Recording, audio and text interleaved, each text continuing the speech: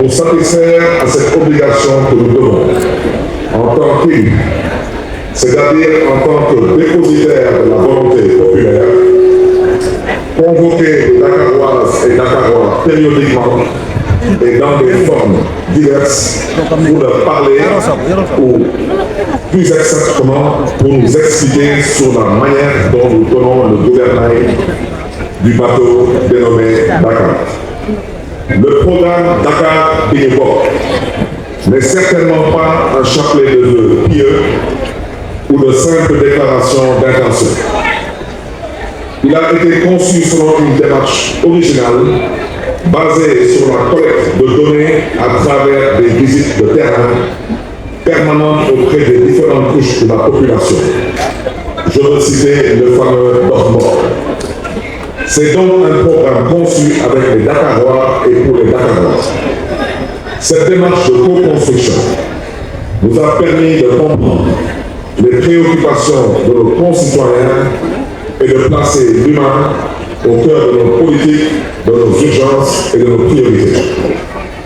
En 2 ans et demi, vous pouvez constater l'adéquation entre ce programme et les réalisations effectuées et celles en cours. C'est là tout le sens du thème général de nos travaux. Beaucoup de gens se posent la question, où est Barthélémy Diaz? Que fait Barthélémy Diaz? Eh bien, je suis dans le Dakar Bingibok, c'est bien la NEC.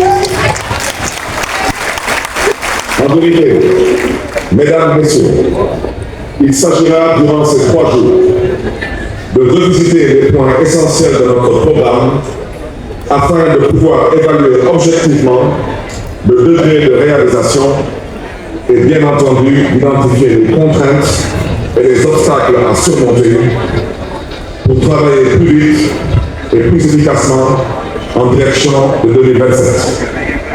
Il s'agit donc, Dakaroises, Dakarois, d'un exercice utile et fort enrichissant pour le conseil municipal qui ne manquera pas d'en tirer le meilleur profit.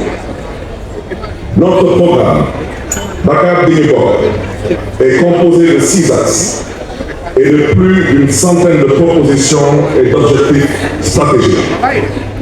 Nous voulons une ville dynamique, attractive, capitale ambitieuse et résiliente, prête à faire face à toutes les charges. L'axe 1 de notre programme concerne la construction d'une gouvernance stratégique tout en développant une ville dynamique. Faire de Dakar une ville de santé, éducative, sportive, une ville économique à fort impact social, mais aussi une ville solidaire et sociale. L'axe 2 concerne la santé. L'objectif est de rehausser le plateau médical des infrastructures sanitaires de la ville et d'autres initiatives porteuses. S'agissant de l'éducation, la construction, la réhabilitation et l'équipement des lycées et collèges afin d'assurer l'accès aux technologies de l'information et de la communication aux élèves et aux enseignants. Dans le secteur de la culture, il est prévu la création de pôles danse, cinéma, musique et design dans les quartiers de la ville de Songor, Wakam, Parcelles Assainies et Yoff. La transformation du cadre de vie, la gestion des marchés, la libération des rues et trottoirs font également partie du programme, de même que le repositionnement de Dakar dans la diplomatie des villes. À ce stade, vous me permettrez de décliner nos réalisations en cours et je me permettrai de commencer par la santé et l'éducation, qui sont 2 piliers essentiels de la politique municipale. La santé pour tous. Comme dit l'adage, quand la santé va, tout va bien. L'objectif de la politique municipale de santé est de rehausser le plateau médical des infrastructures sanitaires placées sous la responsabilité de la ville de Dakar. La politique sanitaire et sociale de la ville est placée sous le signe de la solidarité, de l'inclusion et de la justice sociale. À ce titre, pour les réalisations, nous sommes en train de construire un pôle mère-enfant à l'hôpital Abass Ndao d'un coût de 600 millions de francs CFA. Nous avons déjà commandé, et d'ici quelques semaines, nous allons recevoir un IRM pour un montant d'1,5 milliard, soit un investissement global de 2 milliards de francs CFA dans le cadre de la vision que nous avons pour l'hôpital Abass Ndao. Nous avons déjà construit et réceptionné un centre médico-scolaire dans l'arrondissement de Grand Dakar, particulièrement dans la commune de Dieuppeul-Derklé-Castor. La réouverture de l'école municipale de la santé pour la formation d'infirmiers, de sages-femmes et d'assistants infirmiers gratuitement. Le centre de dialyse Khalifa Ababacar Sall de Liberté 6, équipé de 42 générateurs, d'un coût d'à peu près 400 millions de francs CFA et qui peut prendre jusqu'à 120 patients par jour. La prise en charge des analyses biologiques pour un montant de 50 millions de francs CFA. Des ambulances médicalisées pour la commune des Parcelles Assainies, la commune de Grand Yoff, l'Institut d'hygiène sociale et le centre de dialyse Khalifa Ababacar Sall de Liberté 6. 10 500 prises en charge dans les hôpitaux partenaires et nous avons des partenariats avec 12 structures sanitaires à Dakar. 26 évacuations sanitaires, principalement au Maroc, au niveau de la clinique internationale de Casablanca, avec laquelle la ville a noué un partenariat. Et pour l'instant, nous avons déjà consommé à peu près 88 millions de francs CFA en prise en charge. Pour les actions sociales, la ville de Dakar, en 2 ans et demi, a déjà décaissé 2 milliards 20 millions de francs CFA pour tout ce qui est secours des fêtes de la Tabaski et des fêtes de Pâques.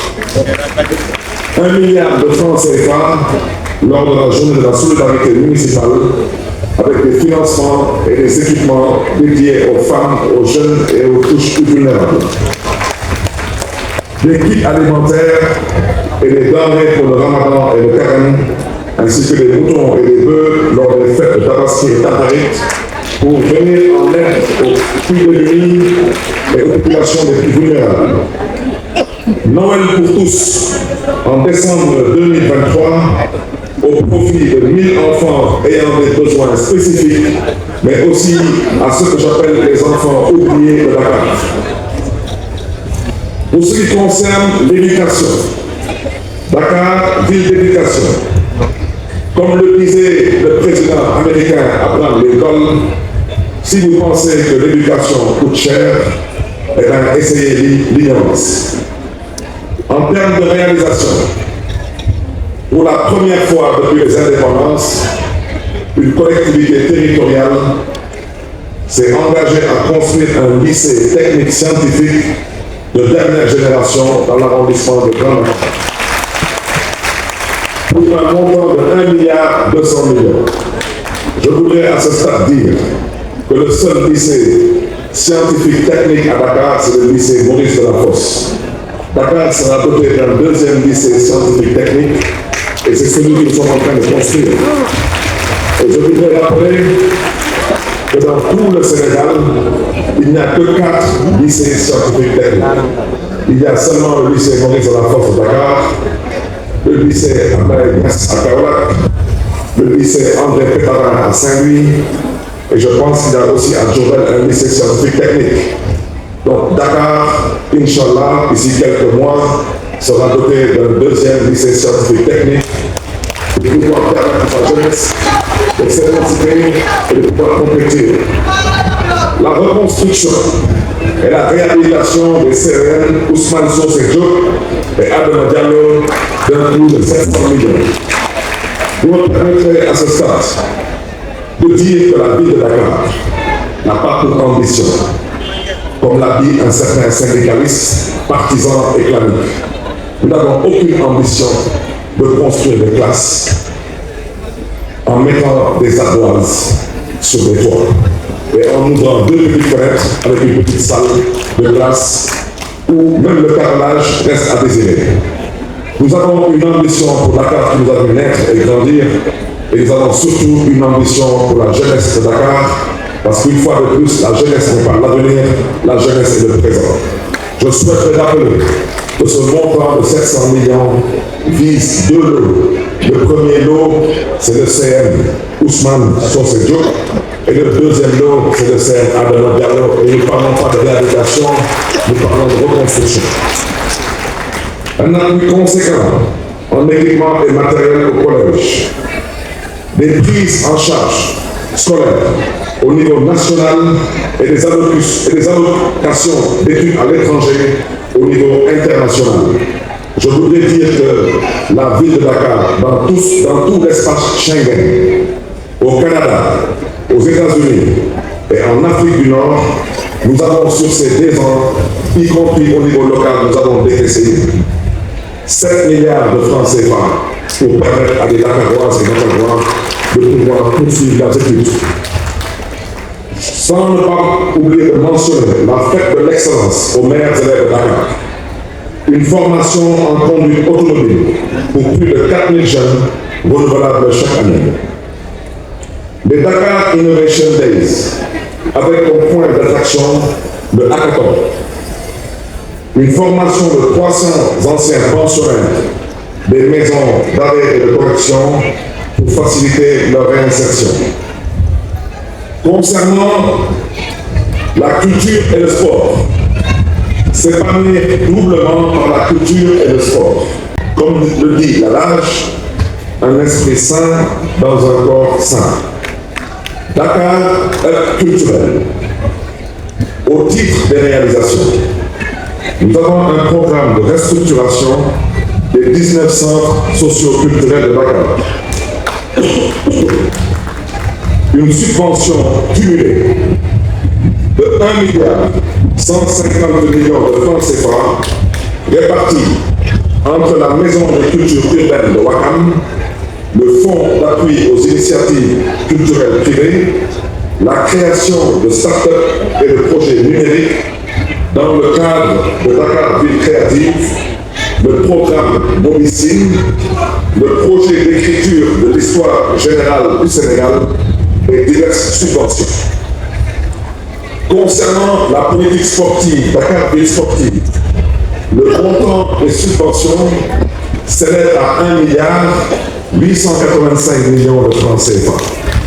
Je voudrais à ce stade dire que Dakar s'apprête à organiser les Jeux Olympiques de la jeunesse, Dakar 2026. Dakar va accueillir, mais c'est l'Afrique qui va célébrer. C'est la première fois en terre africaine que nous allons accueillir les Olympiades. Je souhaiterais profiter de cette tribune pour lancer un appel à l'État du Sénégal et particulièrement au Comité national olympique sportif sénégalais. Je souhaiterais rappeler au besoin que c'est la ville de Dakar qui a candidaté pour accueillir ces Jeux. Je voudrais au besoin rappeler à tous les acteurs dans le cadre de l'organisation de ces Jeux olympiques de la jeunesse que Dakar ne compte pas être un spectateur, mais Dakar compte être un acteur lors de ces Jeux. Et à ce titre, nous avons la responsabilité de nous respecter, nous avons la responsabilité de nous écouter et nous avons surtout la responsabilité de travailler ensemble. Parce que dans le cas contraire, ce serait peut-être dommage de le dire, mais si nous ne le faisons pas, ce sera pour la première fois dans l'histoire des Jeux Olympiques qu'un pays va organiser des Jeux Olympiques et ramasser 0 médaille. Donc, nous avons décaissé 1,885 milliard.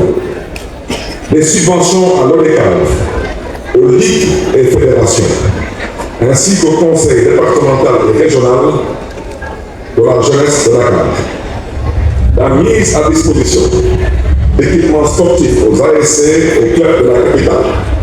la construction et l'aménagement du stade municipal de Grand Yoff avec la pose d'un gazon synthétique pour un coût de 600 millions de francs CFA. Le complexe sportif et l'hébergement de Grand Yoff d'un montant de 500 millions de francs CFA. Le terrain à gazon synthétique pour un montant de 200 millions de francs CFA dans la commune de Cambérène.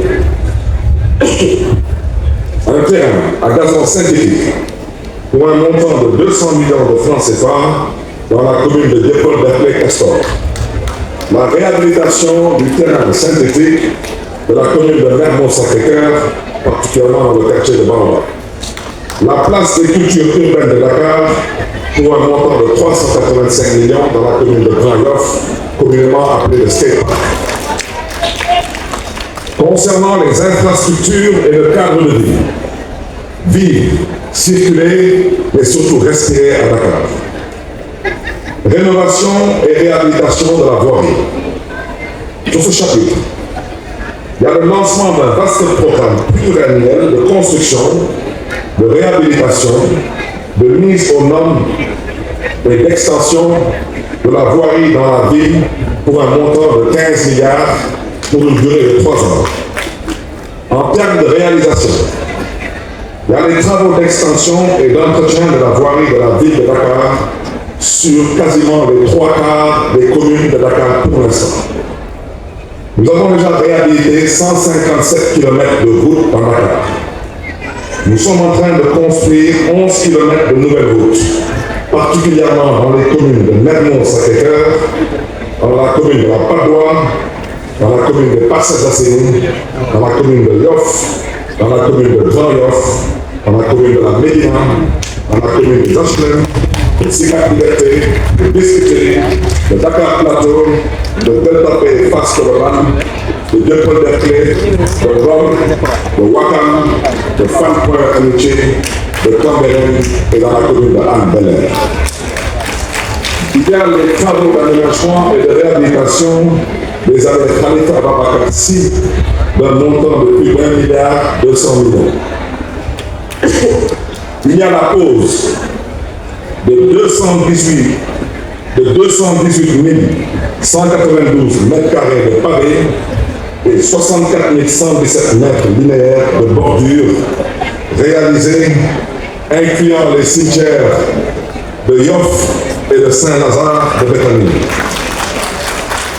Pour ce qui concerne le cadre de vie et les activités marchandes, concernant particulièrement l'éclairage public, un vaste programme de revamping est en cours. La ville de Dakar est aujourd'hui la deuxième ville la plus éclairée d'Afrique et figure parmi les 100 villes du monde les plus illuminées avec plus de 60 000 points lumineux, soit une densité de plus de 700 points lumineux au kilomètre carré. 15 milliards ont été mobilisés pour ce volet sur une durée de 3 ans. En termes de réalisation, nous avons 10 000 nouveaux points lumineux. Le revamping complet des communes des HLM, de Biscuiterie, de Sicap Liberté, de Grand Dakar, de Fass Colobane Delta Bay, de Ouakam, de Ngor, de Fann Point Amitié et du Plateau. L'éclairage des cimetières de Yoff et de Saint-Lazare avec l'installation de 250 points lumineux. Le revamping de la commune des HLM avec 750 points lumineux et de la commune de Biscuiterie avec 550 points lumineux.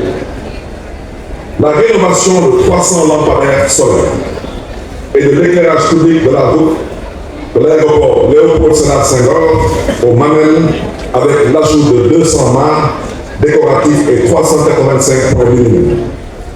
L'éclairage sportif des stades de Grand Yoff et de Dieuppeul-Derklé. L'éclairage des édifices religieux tels que le mausolée de Cambérène et de Yoff. L'achèvement du revamping de Dakar.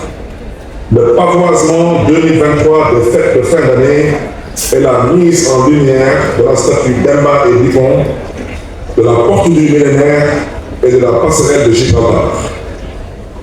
Le revamping en LED du réseau d'éclairage public standard des Parcelles Assainies.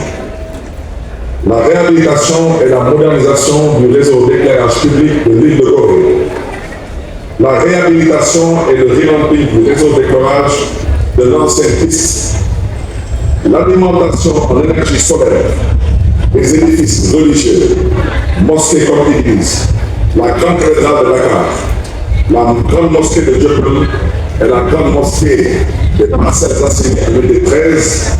Et demain après-midi, après la prière, nous allons procéder à l'installation du réseau solaire à la grande mosquée de Massalikul Jinaan. La réhabilitation de l'éclairage public des quartiers de Cité Cœur d'Ordi, Cité Cheikh Ahmadou Bamba de Biscuiterie et de la route principale de la police de Grand Yoff. La modernisation de l'éclairage public des allées Khalifa Ababacar Sy et des deux voies du camp pénal. L'extension de l'éclairage public dans la cité Mourtada, la cité Mbacké Faye de Ouakam, la cité mine de Liberté et la cité économique de la Médina. L'éclairage des jardins publics de la ville de Dakar. La remise en service des carrefours et feux de signalisation tricolore. Concernant l'assainissement, l'opération d'entretien courant des ouvrages de drainage des eaux pluviales, travaux de gestion de la remontée de la nappe phréatique dans le quartier de Bok, installation de 200 toilettes publiques préfabriquées dans les espaces ouverts de la ville pour un montant de 2 milliards de francs CFA. Concernant l'aménagement urbain, l'aménagement en cours de 57 jardins et espaces publics. Concernant les activités marchandes, l'option est d'organiser les espaces marchands en vue de faciliter le commerce et la mobilité tout en offrant un cadre de vie adéquat. La ville de Dakar, fidèle à son slogan « Dakar pour tous », rejette toute idée de marginalisation et de stigmatisation. Les termes d'égarpissement, désencombrement sont remplacés par les termes organisation et accompagnement pour permettre à toutes les catégories de commerce, particulièrement le petit commerce et les marchands dits ambulants, de mener librement leurs activités en toute sérénité. D'autres initiatives seront entreprises dans le but de mieux organiser les espaces marchands. Dans ce cadre, la ville de Dakar participe au financement de la foire de Dakar pour un montant de 50 millions de francs CFA. La convention avec le CICES permet d'augmenter les stands dédiés aux artisans de Dakar de pouvoir faire éclore leur savoir-faire. Concernant l'entrepreneuriat, une donnée majeure à Dakar, la lutte contre la pauvreté et l'exclusion, ainsi que la promotion de l'entrepreneuriat des femmes et des jeunes figurent en bonne place dans le programme Dakar Bénévole. En termes de réalisation, il y a une hausse de la dotation financière de 396 millions à plus de 500 millions de francs CFA. La formation de 9000 bénéficiaires dans les domaines de la pâtisserie, de la production de javel, de la teinture, de l'économie sociale et solidaire et de l'entrepreneuriat. 6271 bénéficiaires ont reçu des financements pour un montant de 502 945 500 francs CFA. Soutien à 100 startups avec la couveuse d'entreprise pour la promotion de l'emploi par la micro-entreprise. Au registre des relations internationales et de la coopération décentralisée. Dakar a une longue tradition de jumelage avec plusieurs villes. Elle développe avec elle des accords de coopération technique et culturelle. Dans le monde, Dakar, c'est la présidence de Métropolis. Dakar, c'est le secrétariat général et la vice-présidence de l'Association internationale des maires francophones. Dakar, c'est la vice-présidence de cités et gouvernements locaux unis. Dakar, c'est la vice-présidence de l'Association internationale des villes portuaires. Dakar, c'est la vice-présidence du Fonds mondial de développement des villes. Dakar est membre du C40 et Dakar est membre de World Union of Olympic Cities. En termes de réalisation, à travers la coopération, nous avons réussi à obtenir, entre autres, le projet efficacité énergétique de 23 bâtiments municipaux, le plan climat-énergie territorial, le PCET et l'aisance aquatique avec l'Union européenne, l'autonomisation des femmes et le skatepark avec l'Association internationale des maires francophones, le projet MGET avec l'Union européenne et Métropolis, le projet de lutte contre les maladies non transmissibles, Dakar PHC 2023 avec Vital Stratégie Bloomberg Philanthropie, la couveuse d'entreprise avec la CPR, la formation des maîtres nageurs pour lutter contre les noyades, la construction et l'équipement de postes de secours au niveau des plages, le projet de lutte contre la précarité menstruelle chez les jeunes filles scolarisées avec la ville de Marseille, le projet de mise en valeur de la place de l'indépendance avec Rabat Majal du Maroc, le stage et la formation des entrepreneurs du Forum avec Logique Montréal, le projet de micro-jardinage, le projet Dakar Rêve avec la ville de Milan. Au registre Dakar, carrefour d'échanges internationaux, des forums, des conférences internationales ont été organisées dans la capitale sénégalaise, faisant du pays une attraction et une destination prisée.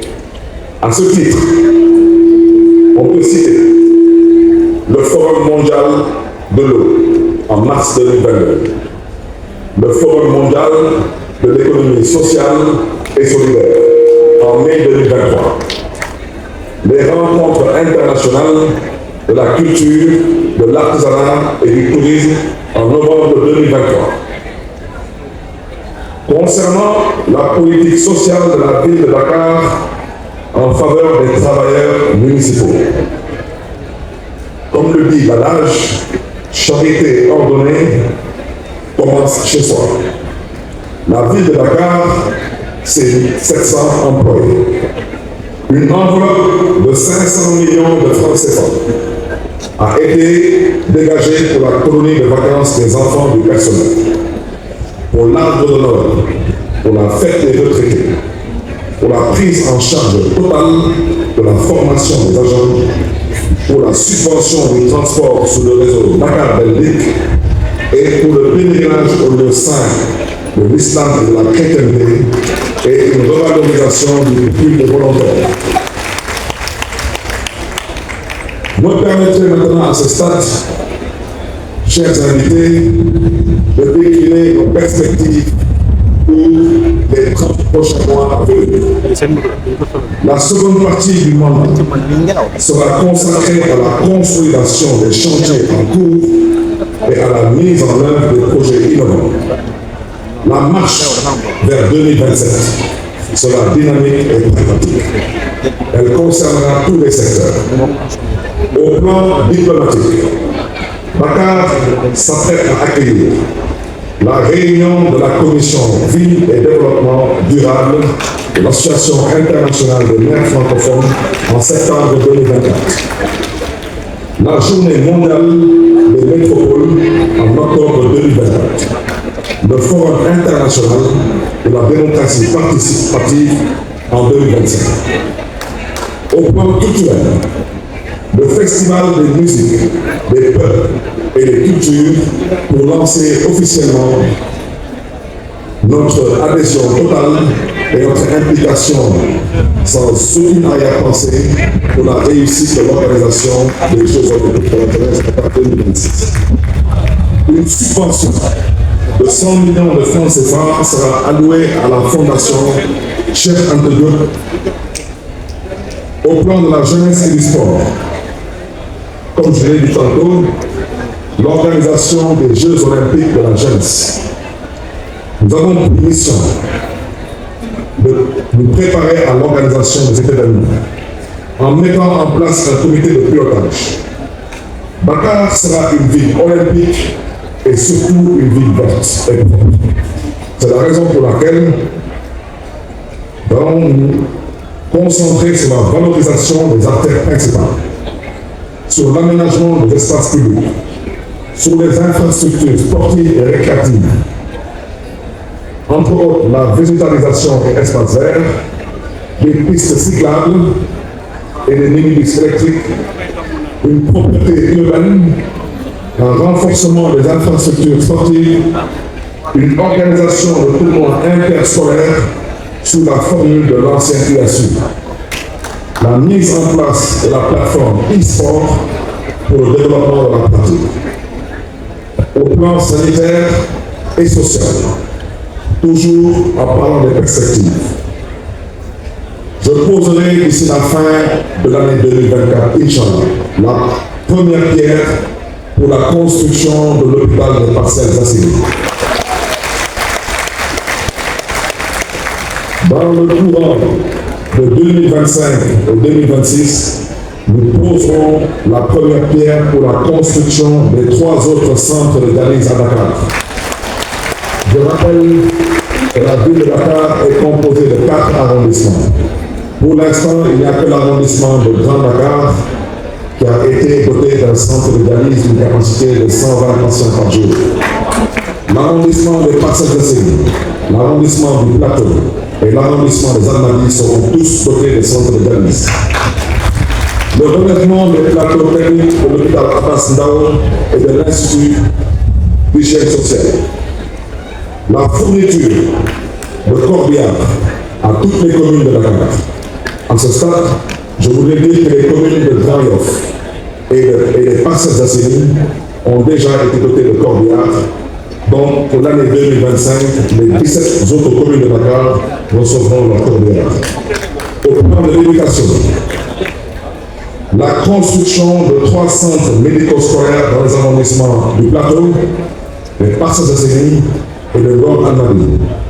Comme je l'ai déjà dit tantôt, l'arrondissement de Grand Dakar a déjà reçu son centre médico-scolaire, particulièrement dans la commune de Dépôle-Dakar-les-Castors.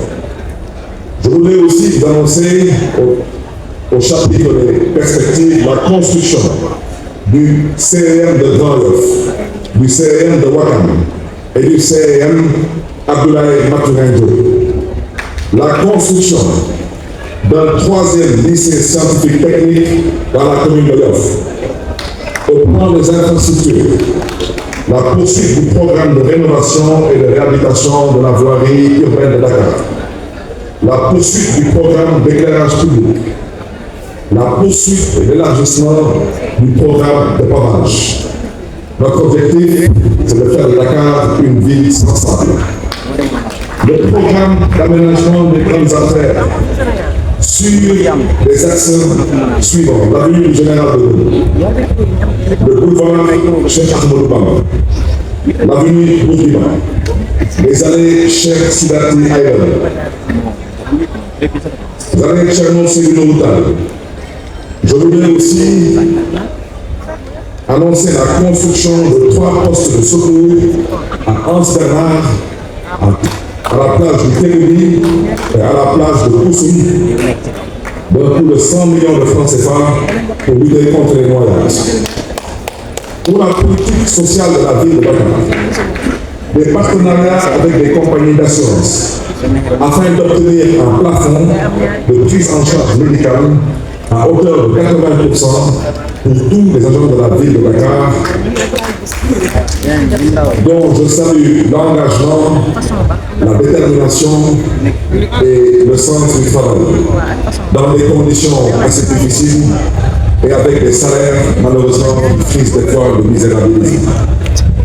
L'aménagement d'un restaurant au public tolérant en vue d'assurer la restauration des agents avec des tickets repas subventionnés par la ville de Dakar. La mise en place d'une coopérative d'achat exclusivement dédiés aux agents de la ville et fournissant les denrées de première nécessité à moindre coût. Des conventions avec Dakar Mobilité, gérante du BRT, d'une part, et d'autre part avec la Sainte-Terre, société de gestion du terre. Le soutien aux coopératives d'habitat de la ville de Dakar. Mesdames, Messieurs, nous sommes au terme de notre présentation. L'exercice a été long, mais j'espère qu'il a été utile pour comprendre la portée de notre action au service de Dakar. Dakaroise, Dakarois, le chemin parcouru n'a pas été un long fleuve tranquille. Il est souvent parsemé d'embûches, pour ne pas dire d'obstacles. Mais, n'est-ce pas que c'est le difficile qui est le chemin, comme disait un grand philosophe. À l'image des athlètes, nous franchirons chaque obstacle pour aller vers l'objectif fixé dans le programme Dakar 2020. Nous sommes à présent en route vers 2027. Il s'agira de consolider les acquis, au besoin de réajuster les paramètres, toujours dans cette quête ultime d'un meilleur être pour nos chers concitoyens. Ensemble vers l'essentiel, rendez-vous en 2027 pour un bilan général. Dakaroise, Dakarois, que Dieu vous garde, que Dieu vous bénisse, je vous remercie de votre